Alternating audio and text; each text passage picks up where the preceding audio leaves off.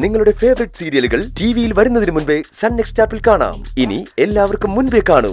ഇപ്പോൾ തന്നെ sun next app download ചെയ്ത് സബ്സ്ക്രൈബ് ചെയ്യൂ. എൻ്റെ പേര് ഹർഷ. ഞാൻ സുശീലാന്റിയുടെ കസിന്. ഓക്കെ, നിങ്ങൾ തന്ന ഇൻഫർമേഷൻ ശരിയായിരുന്നു. അനുപമയുടെ വീട്ടിൽ വെച്ച് ഞങ്ങൾ അവരെ കസ്റ്റഡിയിലെടുത്തു. ആണോ?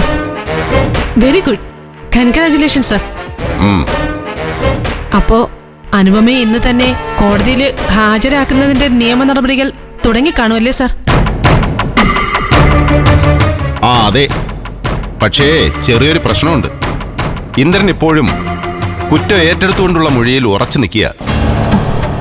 ഇന്ദ്രൻ യഥാർത്ഥ പ്രതിക്കെതിരെ റിട്ടേൺ കംപ്ലൈന്റ് ഒന്നും ഇല്ലാത്ത സ്ഥിതിക്ക് കോടതി അനുപമയ്ക്ക് ജാമ്യം കൊടുക്കാൻ ഇടയുണ്ട്. കംപ്ലൈന്റ് ഇനി കിട്ടിയാലും പോരെ സർ? ഇന്ദ്രൻ നിരപരാധിയാ.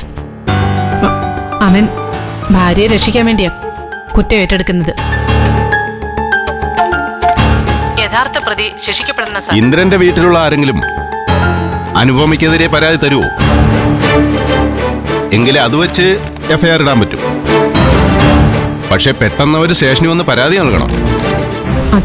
അത് പറ്റില്ല സർ. ഇന്ദ്രന്റെ അമ്മ പരാതി നൽകാൻ തയ്യാറാ. പക്ഷെ അവരൊക്കെ അവിടെ ഉള്ളപ്പോ ആന്റിക്ക് സ്റ്റേഷനിൽ വരാൻ പറ്റില്ലേ. കംപ്ലൈന്റ് മെയിൽ ചെയ്താൽ മതിയോ സർ? അതിനവർക്ക് മെയിൽ ഐ ഡി ഒക്കെ ഉണ്ടോ? ആന്റിക്ക് മെയിൽ ഐ ഡി ഇല്ലേ? എന്റെ മെയിൽ ഐ ഡി അയച്ചാ പോരെ സർ?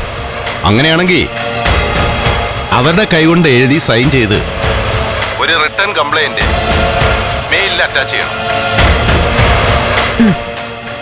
ശരി സർ, അത് ചെയ്യാം. സുശീലാന്റി എൻ്റെ കൂടെ തന്നെയുണ്ട്. ഇപ്പൊ തന്നെ ചെയ്യാം. ബുദ്ധിമുട്ടില്ലെങ്കിൽ സാറ് മെയിൽ ഐ ഡി ഒന്ന് അയച്ചു തന്നാ. ഓക്കെ, അത് ഞാൻ അയച്ചേക്കാം. എല്ലാം ഒന്ന് ഫാസ്റ്റ് ആക്കിക്കും. Sure sir, thank you. Okay. എന്താ അല്ല, ഞാൻ പരാതി കൊടുക്കണമെന്നാണോ പറയുന്നത്? അതെ ആന്റി, ആന്റി പരാതി കൊടുക്ക്.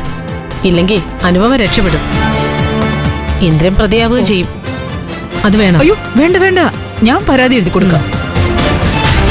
എങ്കിലേ ആ ടേബിളിനകത്ത് പേപ്പറും പേനയുണ്ട്, ആന്റി പോയി എടുത്തിട്ടോ. പരാതിയിൽ എന്തെഴുതണമെന്ന് ഞാൻ പറഞ്ഞുതരാം.